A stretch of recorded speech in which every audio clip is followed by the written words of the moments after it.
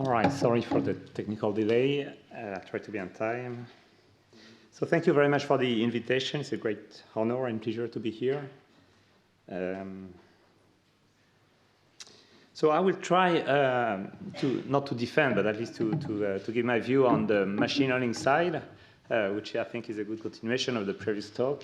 Even though I was trained in statistics, there is not a clear gap between statistics and machine learning. So certainly, I'm not working on epidemiology myself. I'm more interested in applications in genomics and some different aspects of cancer research in particular. So I will not take examples in epidemiology really, but try to give you some view of what's the current state of the art of machine learning, the use of machine learning in some fields of clinical applications. And try to discuss some, advantages and limitations of these types of approaches.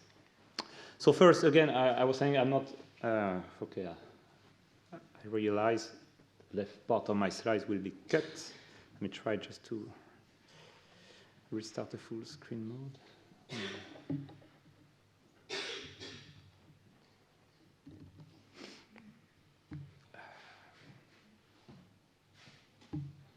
Okay, we'll try to work without the left. That's better. Yeah, so first, when I say machine learning, precision medicine, just to set the stage, I try to work particularly on cancer research, and the reason why we could say let's do precision or personalized medicine is quite obvious in this domain. It's like when you go to the hospital and take two patients with the same cancer, breast cancer, early stage with some phenotypic characterization. When you look inside of the cells, you look at the genomes, not only were the persons different at birth, and this is what genetics tells us, but also when you look at the cancer cells, the cancer is a disease that grows in one's body. So it starts from a unique person's own cells and then gets mutations and other genetic events that lead to very different landscapes of genomic abnormalities when you look at the cancer treated in the hospital. And so nowadays we tend to say all these cancers are this type of cancer, so let's treat them the same way. And it's well known that, in particular in cancer, there is a big uncertainty on the fact that the disease is cured or not after some treatments, after surgery. There is big uncertainty on the fact that some treatments, especially targeted therapies, will be effective or not on a patient. And it kind of makes sense that this uncertainty can be related to the diversity we observe, and we can see it nowadays with sequencing and imaging techniques, right? So there is this clear view that maybe if we can characterize, I don't know what the good level is, but if we can characterize the diversity of the diseases we get at the hospital, maybe we can relate them to the diversity we should have in the treatment, right? And ideally adapt each treatment to each specificity of the disease in each patient. Right, so this is more or less this general idea of precision medicine, personalized medicine, that says that if you see a bunch of, it's not a cohort, it's just people coming to the hospital with a disease, maybe we can analyze data on these patients, and this could be imaging data, genetic data, health records, whatever data we have, and from this data, observe, so we see diversity, but the challenge is to organize this diversity maybe into patterns, or I don't know up to which level the personalization has to go, but certainly to stratify the patient at some level where we are pretty sure that we give the good treatment and we take the good therapeutic decisions, right? And so in order to stratify a population like that, we need tools which sometimes we call algorithms, sometimes we call decision trees or decision rules, that says that given this observation, I decide that this one person will be in this group and given this treatment. And the key challenge in many of these applications is how do you design, how do you fix the rules that will sort each patient, each individual into a track to be treated in some way. So medicine is, of course, doctors do that all the time. This is what medicine somehow is about, diagnosis and taking good decisions. Difficulty is that doctors are not trained to analyze simultaneously hundreds of images, genetic data, and whatever other data we can collect, because we don't know, nobody yet knows the correct rule to really extract from the data the good decisions to, to cure the disease in all the cases. Right? And so nowadays, so of course, statistics has always played a fundamental role in finding these rules, because most of the rules that we use nowadays have been, are based on empirical observations that people with this particularity tend to respond well to this treatment. So there are clinical trials, etc., that end up with rules which are used then in the treatment. And the challenge is maybe to find new rules, because we have more data, we have access to more data. So how can we find new rules? And there is this feeling that maybe the standard way, to pick, let's say, one marker here, test it in a clinical trial, and if it works, put it as a rule, does not scale anymore to the amount of data we can collect. So there is this envy, this will to say, maybe because we have so many data, so much data now, can we just try to go a bit faster and directly maybe make more complex, even though the goal is not to be complex, but just to say that because there are many data, can we make models that will use this data and find these rules?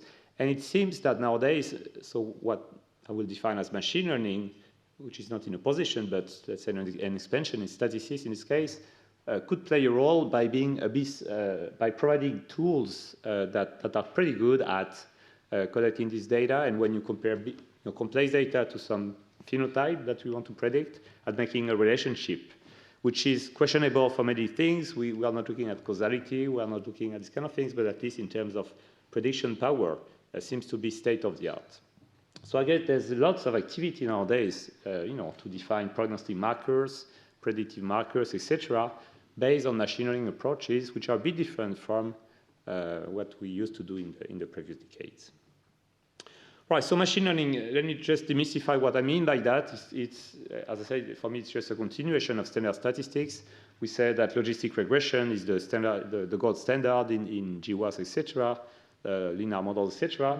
Machine learning, for me at least, is pretty much this, but in bigger space and with more complex data. But at the end of the day, even in neural networks, we draw complex pictures, but the last layer is a logistic regression. It's no more than that. So, but then there is some question on what are the features they use. Okay, so in terms of machine learning, the machine learning we'll discuss is mostly a way when you have data and a task. So for example, here you see these dots, and there are two colors. To ask the machine, can you find a rule that would not only separate the black dots from the white dots, but more importantly, if you have a new dot, being able to predict the color. I think this is the main difference between the standard statistical machine learning. We don't really care about assessing whether black and whites are different. We're not looking for p-values, etc., but we're looking for a rule which will be good at predicting the color of new points. Okay, and when you change, so this is mostly the criteria used, optimized by machine learning approaches, and therefore there's difficulty sometimes to say, well, what is the statistical evidence, etc. Clearly, the only objective machine learning is this. Maybe I oversimplify. There are lots of research trying to bridge the gaps, etc. But overall, the success of machine learning, which we hear about in the newspaper these days, is based on this idea that if you want to make a good prediction, like when you have a self-driving car, you want it to take a good decision, turn right or turn left, then this is what you have to solve as a problem. Turn right or turn left based on the inputs you have. All right, so machine learning works well in some applications. You may have heard recently, I mean, this is just the press, that the Turing Award, which is the equivalent of the Nobel Prize for computer science, was awarded to three important people in the field. Yann Lequin in particular, the French guy, and Geoff Hinton and Yoshua Bengio. So not only them, of course, they're just representative, but let's say they were representative of this wave that managed a few years ago to bring back some old technology that didn't work before, so neural networks, and suddenly that works. I will try to explain why. And in the last 5 to 10 years, we have seen a breadth of new applications of these things. It doesn't mean that machine learning is all about this, but certainly the amount of products and research that has been triggered by this expansion of deep learning neural networks is impressive. So what is deep learning? There was the example of Google having tools to predict if you have a cat or not on an image. So I will just take another example. Imagine you want to make a tool to predict if you have a penguin on an image. Right? Here you have a penguin and you want to to have a model that says, yes, there is a penguin, or no, it's a tree, or it's a car. It's a very basic thing. This simple thing, which humans can do, by the way. So here we're just talking of things that a baby or kid can do, or you can do. You can say if it's a tree or not. Used to be super challenging for computer scientists and mathematicians. Until 10 years ago, the performance of the state-of-the-art models were very disappointing. Even though it seems to be a very trivial task, the performance was, let's say, in the 30% accuracy. And what happened in the last 10 years is that we moved literally from 30% to 99%. So something happened. We have solved the problem, and this is why we talk a lot about this. 99% because it's a simple task, right? I don't claim it will solve all problems, but for simple tasks for perceptions, something happened. And so what happened is basically that we nowadays have a combination of lots of data, of good models for some data. So here I talk of images, and in images, the models which are used have been around for more than 10 years. They were already here in the 80s, the convolutional neural networks. So there is something specific about the data that is used here, what we know about the data. And of course, we need large computational power, which was key to do that. Like the models were already here 30 years ago, but we needed to run them many years, 30 years ago, to obtain the same performance that we get today in a few hours. We use clusters of GPUs, etc., and this is key to how these models work. Right, so simply speaking, when you combine lots of data, good models, and big computers, this is how you suddenly move the field from 30% to 99% accuracy, and so suddenly you solve a problem. So I would say that this task is not interesting. Nobody cares about penguin prediction or cat prediction on images.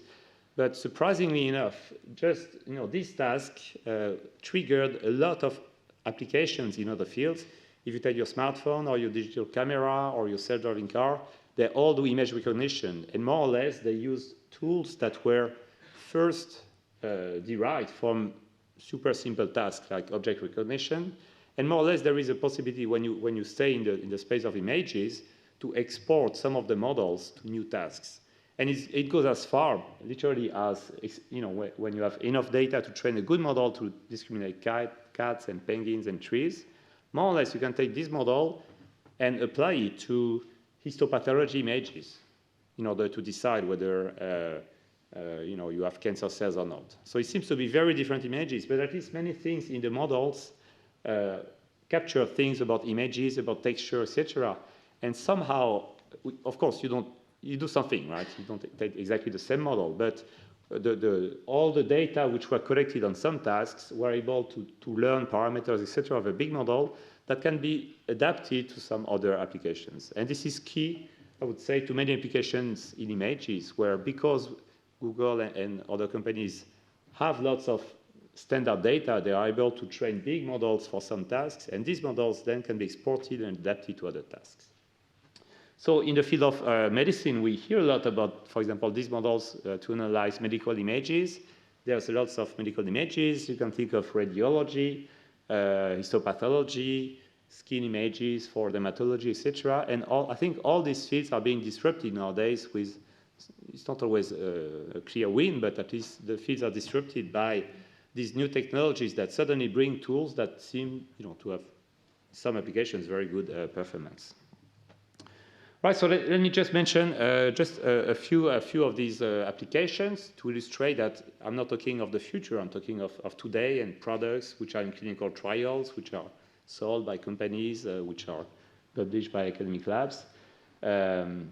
So typical application would be when we talk of cancer, we say nowadays, of course, we have doctors in the hospital that do this, but maybe they can be helped by tools like how to automatically read some histopathology images. So you have a slice of a tumor here, and you can imagine a tool that would recognize maybe the cancer cells, or maybe the next step that maybe not pathologists, but at least we dream about are, can we do better than pathologists? So it's a bit, of course, a non-consensual topic, but sometimes we do all that for one purpose, which would be, for example, what's the risk of relapse? Let's do a prognosis.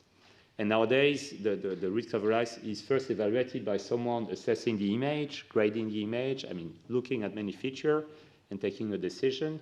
So maybe this is a case where you could imagine that if you directly try to relate the input image to the output survival or response to therapies, maybe it's possible to go directly from the image to the final output and not only try to mimic the doctor's decision, but maybe to learn something that could be probably very correlated to the doctor's decision, but could also capture things the doctor doesn't see today. This is the hope. I would say nowadays that there is no evidence in these fields that we have ever learned anything better than the doctors. The few publications are not convincing in terms of how better we could be. But what is more certain is that these tools can bring helpful resources for doctors, and we are in a place where we have the best, or we are near the best experts in the world. So I'm sure that people in this room will not need these tools. But when you think of the world and places where you have less expertise, then certainly we can maybe teach computers from experts and have this expertise being used more broadly. Right, so when I say it's not the future, it's really today. So there are many, I would just mention a few other things. So I'm working at Google now, so I will just mention a few of things that Google has published, but it's by no means unique. There are like literally tens of similar tools developed by other companies, labs, etc. So for example, if you have the question, can you recognize the cancer cells from this image? You need to be trained. So myself, I have no idea. I know for this image, but normal people don't have. Nowadays, we have softwares that, this is a zoom, but when you take a 100,000 by 100,000 megapixel image, it's the role of the pathologist to look everywhere and identify metastases or cancer cells. Well, nowadays, the computer does a pretty good job at that. It's not a complicated task, at least for the simple cases, which the standard cases. And so you can imagine that this tool now works pretty well and is under clinical trial, and soon will be implemented certainly in many hospitals because it clearly helps. And typically, the clinical trials ongoing are not about, they are about the accuracy, but they are more about how much time do you gain when you use this tool as opposed to not using the tool. And so this is an example where the publication said that using the tool, a trained pathologist could spend half the time they used to spend before because they focused with the same level of precision. So it's an impact which doesn't really change the decision, but improve the process. There are other examples. I will not spend too much time, but again, so this one is about diabetic retinopathy. So looking at these kind of images, again, this looks like very different images. So when you're a human, a doctor, you need to be trained either on cancer cells or to be trained either on retina images. I think the algorithm, so the neural network that was used in both applications is more or less the same. It was fine-tuned on the two applications, but it's the same structure. It's starting from the same parameters. So there is this capacity, because there are images, ready to export what has been learned on cats and dogs and to work on these images or to work on these images. And again, these tools reach performance of experts. And so in these applications, this is also a product by Google. You can read about that. Typical application is this is discussed now in Thailand with the Ministry of Health, because this is there are countries where you don't have enough. Even in Paris, it's hard to get a consultation when you want to see an ophthalmologist. If you go to Thailand, I think the ratio of doctors versus population is so tiny that these kind of tools could allow. It does not replace an expert, but at least it can allow many more people to have access to some fast diagnosis and then maybe prioritization to go to the system. Let me jump also, I like this new project. This is a project by Médecins Sans Frontières, the foundation, which is based in Paris, which recently was also funded by Google, and it's a collaboration with other teams.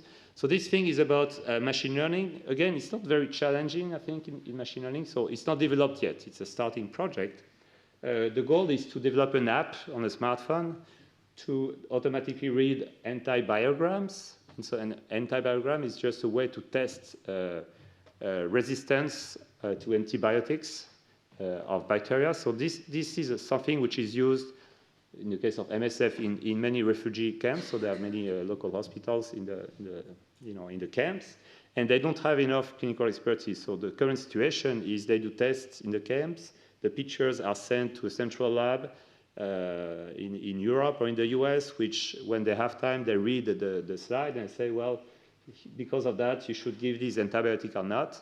And clearly there is some, some loss of time and expertise in the process.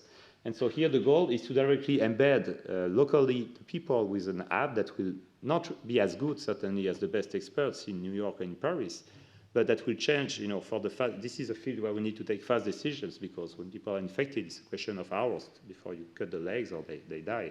So this is a way, certainly, to have fast decisions in places where expertise is not. And in terms of will it work, I don't know, but certainly when you look at the images, you think that that's the kind of applications where, like this or like this, the current state of the art in machine learning could really help.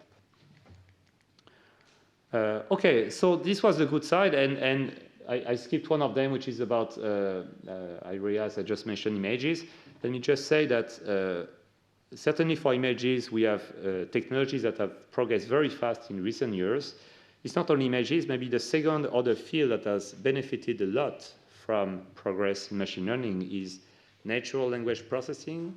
Maybe it's not always apparent when you do automatic translation, but automatic translation does progress very fast. In the last 5 years, we have seen jumps in standard evaluations, speech recognition, all tasks, nowadays you can almost speak in French to someone who speaks some other languages, and we have experiments. It's far from perfect, but at least it starts working a bit when you have automatic translation and phone, etc. So in health, there are many projects like trying to analyze electronic health records, recapitulate the evolution of some patients by combining images and health records and drugs, etc. So this is a hard field. I don't have anything more specific to show, but certainly there is a lot of dynamics, which is, in the spirit of machine learning, to go straight to where are the data, what tasks can we define, and can we try to fit big models that maybe we will not like, maybe black box models, but that predict well. All right, so now there are other fields where certainly, even though there are many publications, when you look at the results of publications, it's a bit less impressive, I would say. So, for example, when you take at, I started my talk saying when you look at cancer in the cells, in the variability, you see differences in mutations, gene expression, methylation, etc. So you could say, well, let's just collect the data, try one of these machine learning models in order to improve our current models to prognosis, for example. It turns out that it's not so easy, and in particular, I think it's key to realize that the success of machine learning also depends on the models we use. I think it was mentioned in the previous talk as well. And the case of images and to some extent natural language processing are specific because we have good models that were, we have some intuition about what is an image. It has to be invariant by translation, rotation, scaling, deformations, etc. So all these ideas have been implemented somehow in the models which are used. And I think these models are part of the success. Like if on images, if you forget that what we know about images and say, let's just train a fully connected neural network, it doesn't work at all, right? It's the model plays a role. So when you move to data, so for example, let's look at the second image here, somatic mutations. These are data that we can collect nowadays, and there are many projects aiming at creating big cohorts of patients. So somatic mutations, to be clear, corresponds to when you have cancer, to the mutations that you can observe in the tumor, which are not in the germline genome, right? So these are mutations that were acquired by the tumor during lifetime. And so when you just look at somatic mutations, somehow it's a way to erase the genetic background and just to say we have different individuals which have a different genome, but what we look at is what mutations were acquired by the tumor. And this is often very important because when for example, here, so let me explain this picture here. Imagine that the black dots corresponds to the fact that you have a mutation in one gene in one patient. And so horizontally, a row is one patient, and vertically, a column is a gene. So for example, if you have good eyes, you can see some columns here with many black dots. These are genes which are often mutated in some cancers. TP53 is one of them. Okay? So we know when we do population studies, we know that some genes are often mutated, and it's a message, it's information that probably there is some positive selection pressure on that gene in the context of cancer, and therefore it plays a role. And for many genes where you have frequent mutations, the role has been explained. There is a clear role because these are genes that, once mutated, help the cancer to develop, typically. Right, so now, of course, we can discover genes, but an idea would be, can we maybe go further and, for example, try to train a model that could be simple or complex, we don't care, but that would be good at starting from a profile of somatic mutations, so not only a few of them, but all of them, because we can sequence all the genome.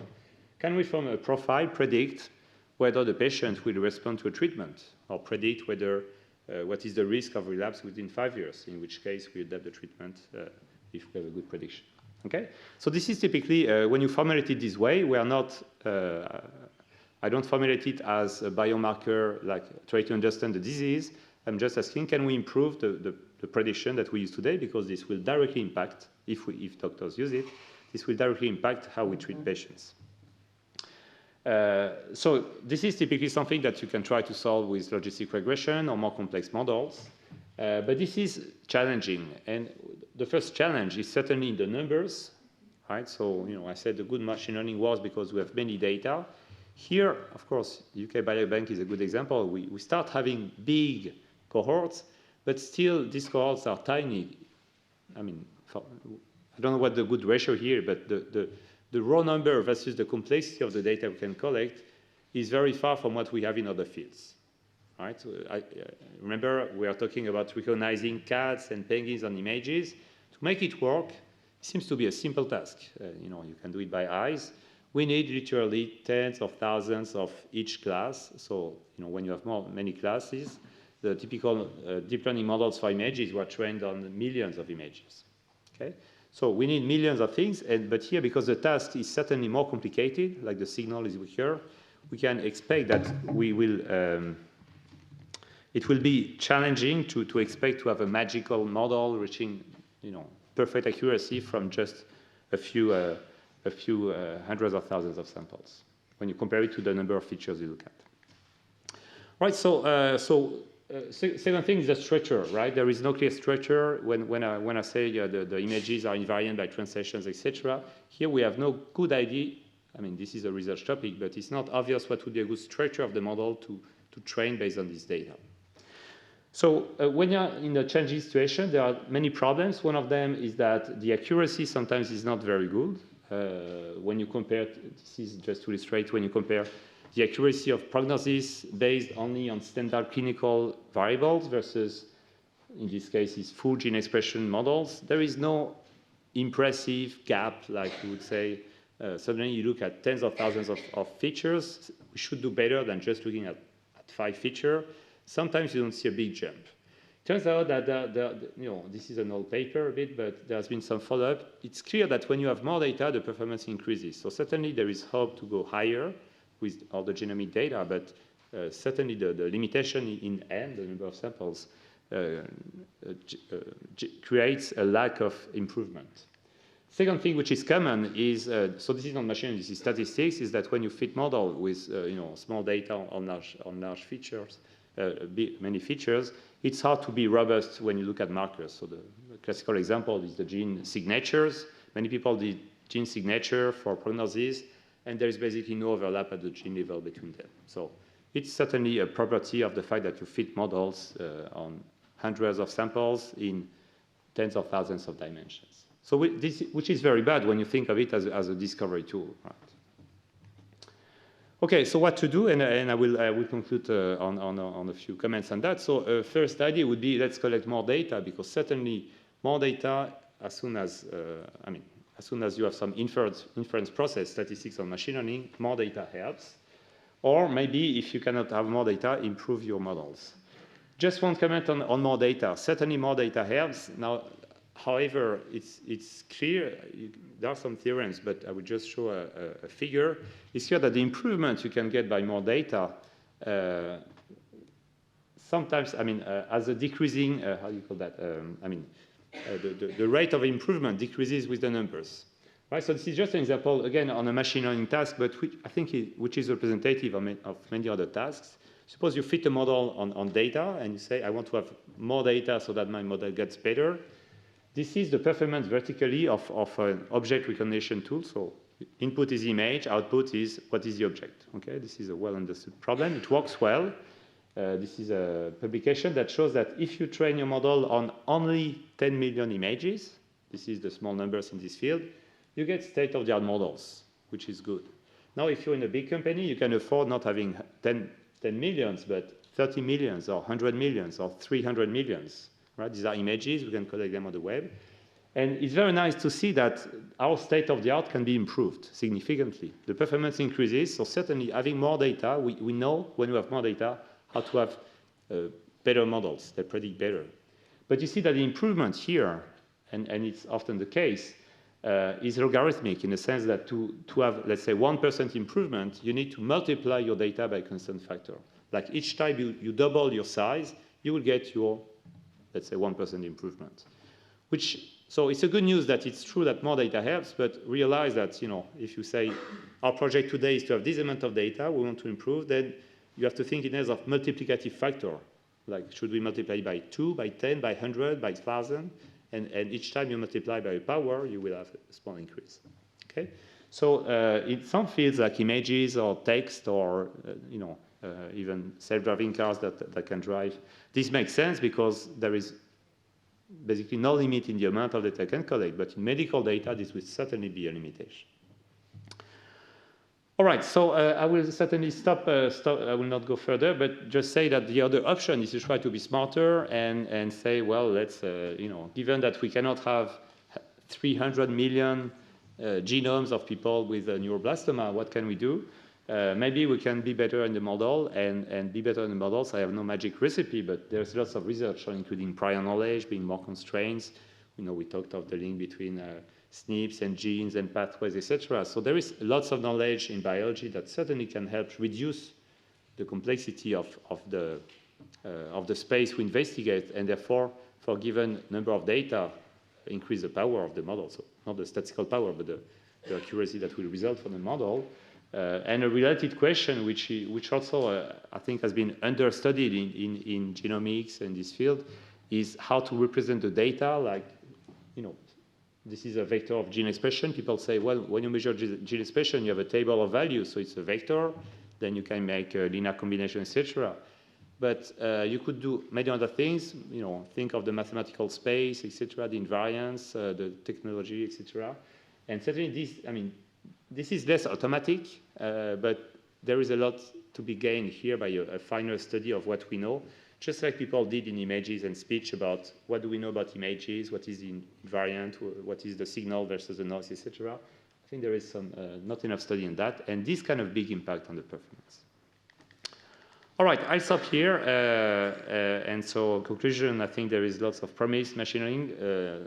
Some tools exist nowadays. They will probably impact some part of how we do medicine in different parts of the world.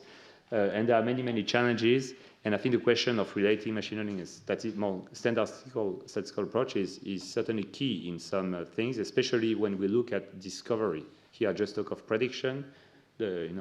Discovering genes or SNPs or causal patterns is a different story, which is also very active in both domains. Thank you for your attention.